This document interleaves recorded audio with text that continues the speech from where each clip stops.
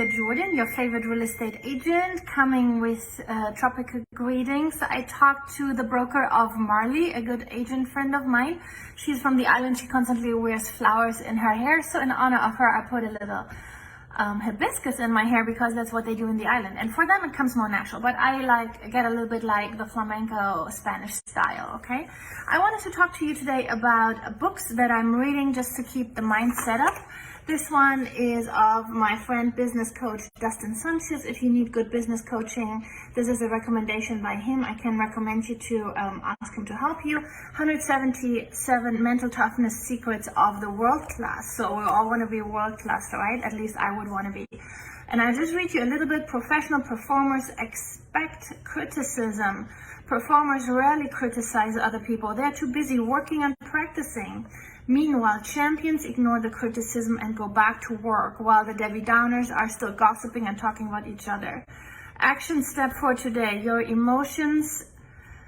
Decide to separate your emotions from other people's criticism. Refuse to talk about other people or gossip about their behavior. Focus only on ideas that can help you fulfill your vision. Wouldn't that be awesome if we just completely switch to that? You know what, this hibiscus I think has some ants in it. You can't let praise or criticism get to you. It's a weakness to get caught up in either one. That's interesting, right? Also, don't fly for the compliments. Like, it doesn't matter. The praise or the criticism both gets into our head, okay? So this is a very good book I read. I switch a little bit around, but here and there I always come back to this one, and it's always very inspirational. Then, of course, one of my favorites, The Millionaire Real Estate Investor.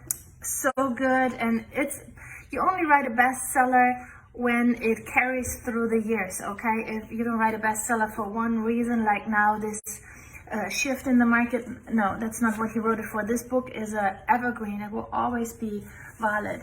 Then, of course, my Bible. I can always recommend you, always very inspirational and uplifting. Right now I'm in 1 Corinthians 13 about everything what love is. Also very interesting. Open your Bible, read it. And then the same thing in German. Almost the same material, honestly. And then this one has a funny story. It's Shift, also from Gary Keller. All the books from Gary Keller are awesome. I'm also reading the one thing. 80% of your business depend on 20% of the work that you're doing. So think about what is the most important thing in your day. Don't just get distracted with the little stuff. Knock out the big things first. And with this thing, there's a funny story. So the other day I wanted to do a drive-through, and I could not find my notes. So how I do my notes for the day, I write here my ideal day, and then I put all the stuff that I need for the day. I put in this, like I create myself like a little folder for the day.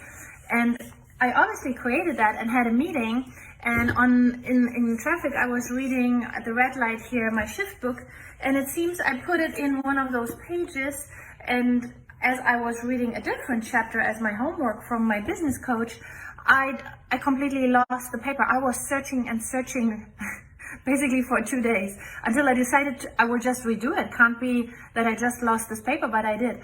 And it reminded me of this story where this couple meets with their pastor and they're asking for money. Sorry, I have the feeling I have ants over me. So this couple meets with their pastor, and the pastor goes to their house, and they're like, yeah, we are so broke. We need $1,000. Can you help us out? And the pastor prays with them and leaves home.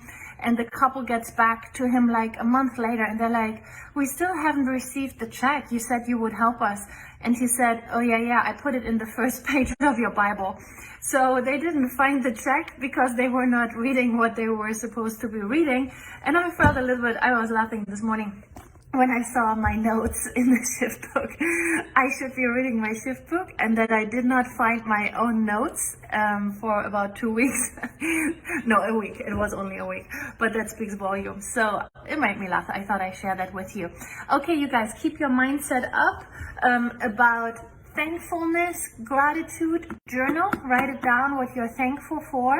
That is the one weapon for anxiety. Did you know that? Anxiety and depression, if you struggle with that, gratitude journal is the thing. Write everything down, and all of a sudden you will be thankful for the most normal things, like that you have these pretty shoes that fit so well, or that you have gas in your car, or yummy food in your fridge, or the running water in the shower. I don't know what you are thankful for, or that the soap is smelling so good. There's like, once you start the gratitude thing, there is so much, and then it sounds or it gets not so relevant anymore, those things where we are lacking, when we see how much we actually got. Okay, it's time for me to get all these ends off me. I'm wishing you a happy Saturday. I'm taking off to church. We have an awesome prophetic conference at my church. I'm looking forward to that. I took care of business. We're waiting for some stuff to come in, executing some contracts. But right now, we're just waiting for everyone else to do their homework. And then maybe tomorrow or Monday, we are hitting real estate hard again. If you want to buy or sell, let me know, 832-444-4923. If you have any questions regarding real estate, let me know.